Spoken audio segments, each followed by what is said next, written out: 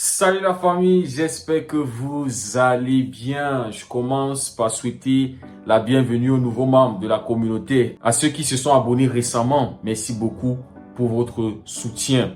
Nous sommes en fin de semaine. Et les amis, ça a été, je vais dire, une semaine maudite pour les concurrents directs du Barça au titre. C'est-à-dire pour la Liga. Athletic Bilbao, Atlético de Madrid, Real Madrid. Et je pense que les amis, c'est une chance pour le Barça de ne pas avoir joué cette semaine.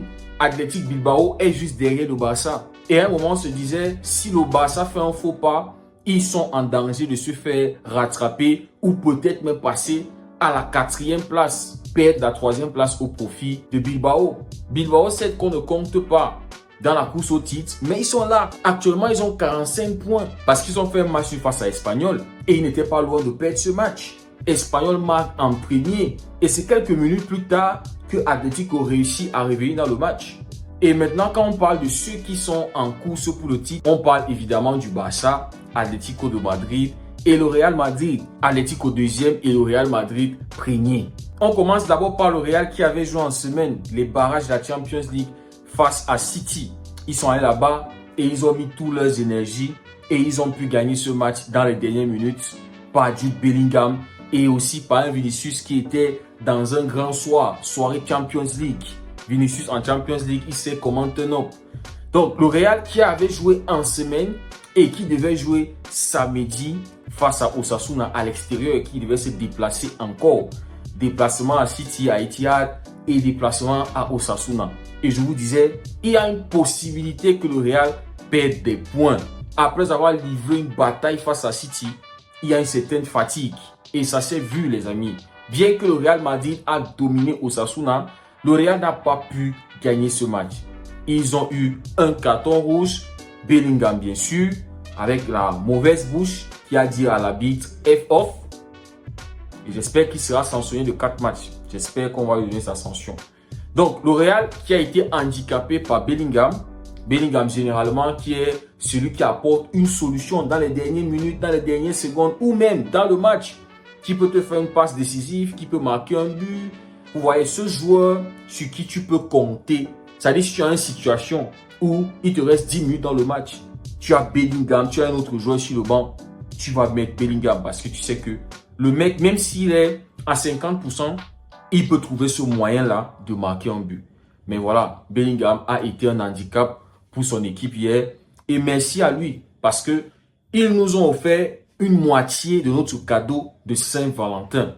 Malgré le fait que l'attaquant, l'homme en forme, Kylian, a pu marquer et malgré le fait que le Real a bien commencé le match, le Real s'est vu remonter leur seul but en deuxième mi-temps. Penalty causé par Camavinga. Discutable parce que pour moi, dans un premier temps, j'avais dit il n'y a pas penalty quand j'avais vu l'action. Parce que le joueur, je pense c'était, je sais pas si c'était Bouzimi qui avait déjà tiré. Il avait déjà tiré en fait. Et ensuite, Camavinga a mis la semelle sur son pied. Pour moi, si j'étais arbitre, je n'allais pas siffler ça. Parce que l'action était déjà passée.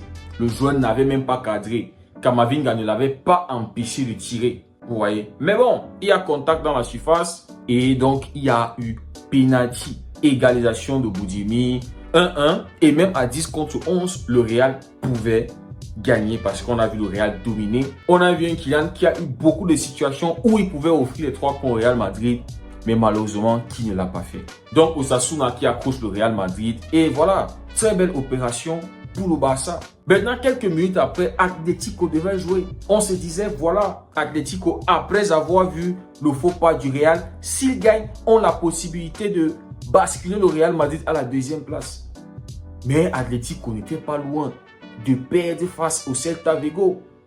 Atlético, dès la 7e minute, qui prend aussi un carton rouge.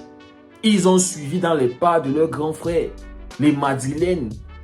Solidarité madrilène. Le petit frère qui copie l'exemple du grand frère. Bravo. Donc, il se mange un carton rouge, complique le match et tu joues face au Celta Vigo, face à Iago Aspas. Et en deuxième mi-temps, penalty. Je crois que c'est en deuxième mi-temps, je crois que c'était à la 68e minute. Penalty pour Celta Vigo et le bon vieux Iago Aspas, ce joueur qui a l'habitude de traumatiser le FC Barcelone.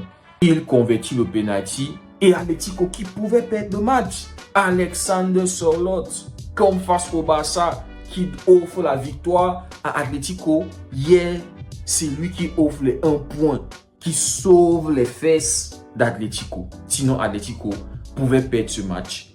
Sørloth qui marque son but à la 81e minute. Donc, Atlético n'a pas pu profiter du faux pas de leur grand frère, le Real Madrid. Ah, ils veulent voir peut-être ils veulent voir leur grand frère soulever le titre. À un moment, on se disait que non, Atlético, c'est eux qui sont les plus sérieux. C'est-à-dire, à un moment, ils sont passés prégnés.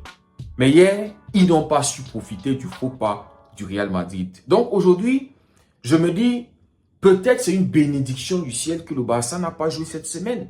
Parce qu'on avait joué notre dernier match dimanche dernier et on n'avait même pas les barrages. Ceux qui étaient en barrage ont dû jouer encore cette semaine.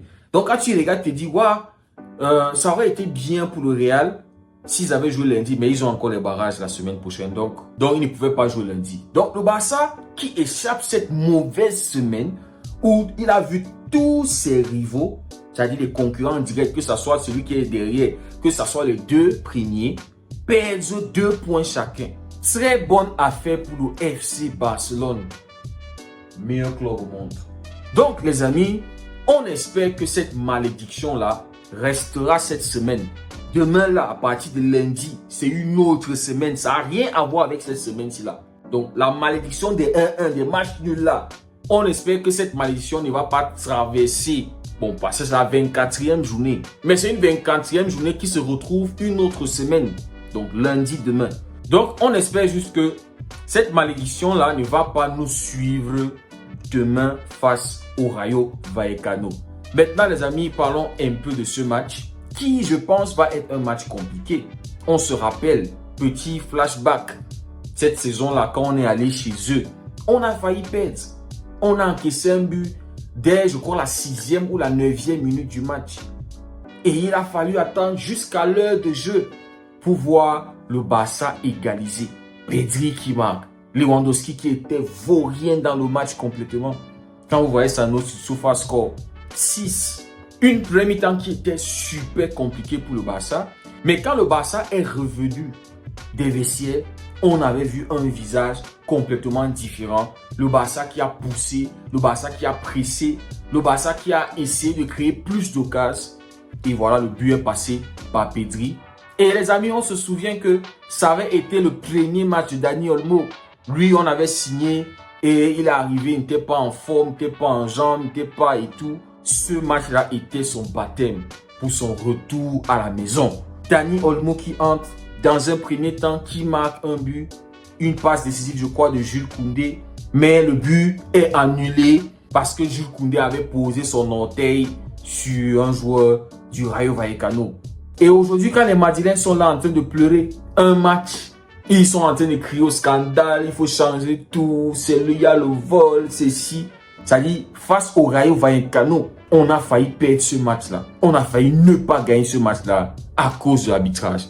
En ce moment-là, ça ne touchait pas les Madrilènes, ça ne les concernait pas. Quand on parlait des Barcelonais, arrêtez de pleurer.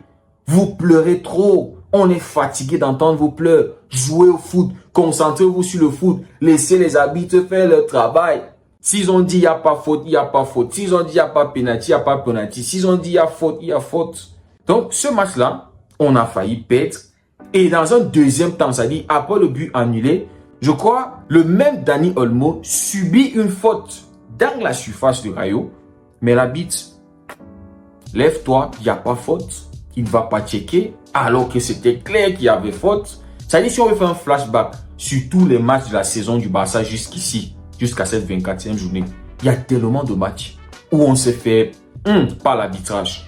Ah oui, ce match-là face au Rayo Vallecano. Et puis, comme il y a une justice divine, les gars, c'est Dani Olmo qui marque sur une passe de Lamine Yamal, sur un caviar de Lamine Yamal. C'est Dani Olmo, un but refusé, un penalty refusé. Mais c'était écrit que Dani Olmo allait offrir les 3 points au FC Barcelone. On n'allait pas perdre ce match-là. Donc les amis, la première rencontre était super compliquée pour le Barça.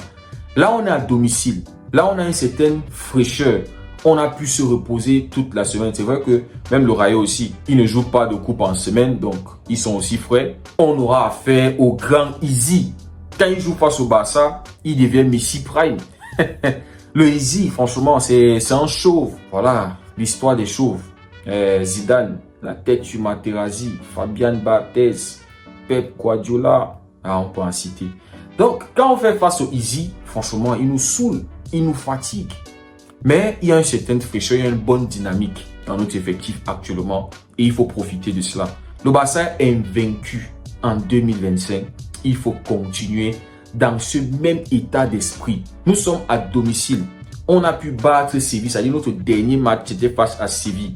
On n'a pas été flamboyant, on n'a pas été un grand Barça, mais on a su gagner le match. On a su marquer les buts quand il fallait. C'est-à-dire, on avait vu le Real Madrid faire un faux pas, perdre face à Espanyol de Barcelone, et merci aussi à ces Barcelonais-là. Et on se posait la question, est-ce que le Barça va aussi faire un faux pas ou bien est-ce qu'ils vont profiter? Ils l'ont fait. Deuxième semaine, faux pas de tous les concurrents. Et là, le Barça doit absolument gagner demain. Reprendre la première place. C'est ça l'option qu'on a. On n'a pas d'autre option. Même s'il faut avoir un cadavre. Même si un cadavre doit mourir demain, le cadavre là doit tomber.